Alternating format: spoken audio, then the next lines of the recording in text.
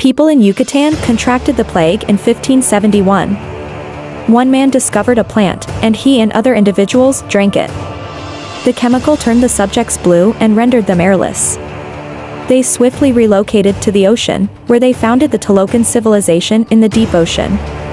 Cuauhtémoc was born to one of the ladies who consumed the plant. The infant went on to become Talocan's king. Fin requested to be buried on the land when she passed away. In order to reach the area where he spotted a civilization, Cuauhtémoc led some guards up. In order to make way for his mother's burial, they attacked civilization. He was known as Namor by one of the locals, which is Arabic for the boy without affection. To help her brother and Wakanda's king, T'Challa, who is unwell and in need of a heart-shaped herb, Shuri works diligently in her lab. Ramonda announces the death of the king as she enters the lab gently. Wakanda is still having issues with other countries desiring its vibranium a year later. The Dora Milaje apprehend French soldiers who attempt to break into their position. Later, Ramonda discusses the French heist with the UN and makes the information public.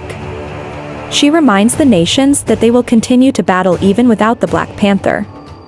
Americans at a mining outpost mine for vibranium in the ocean using a vibranium detector developed by Riri Williams, an MIT student. This is how they locate vibranium in the sea. They are suddenly attacked by Talacanals who are angry that they are stealing their vibranium. Namor attacks the last survivor helicopter and destroys it. Ramonda and Shuri in Wakanda visit the sea to lament the passing of T'Challa 1 year earlier. Shuri is not entirely prepared for this, so they burn their burial robes to symbolize the end of the period of grief. Then Namor shows up, crossing the boundary by swimming under the water. He informs them about Talocan's existence and asks for their assistance in preventing foreigners from obtaining vibranium. Additionally, he explains that vibranium is found in Talocan in addition to Wakanda. Concerned by his presence, Ramonda reprimands him. He says they can assist him, but they must not get in the way of his plans to assassinate the scientist who created the contraption. Shuri and Okoye visit Everett Ross, who provides them with the young scientist's name and whereabouts despite possibly disclosing sensitive information. Then, in order to locate Williams, Okoye and Shuri travel to Cambridge, Massachusetts. When they pursue her to her garage, she reveals that she is creating an Iron Man-style suit of armor.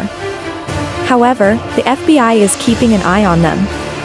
Williams escapes wearing her armor, Okoye escapes in a car, and Shuri escapes on a motorcycle.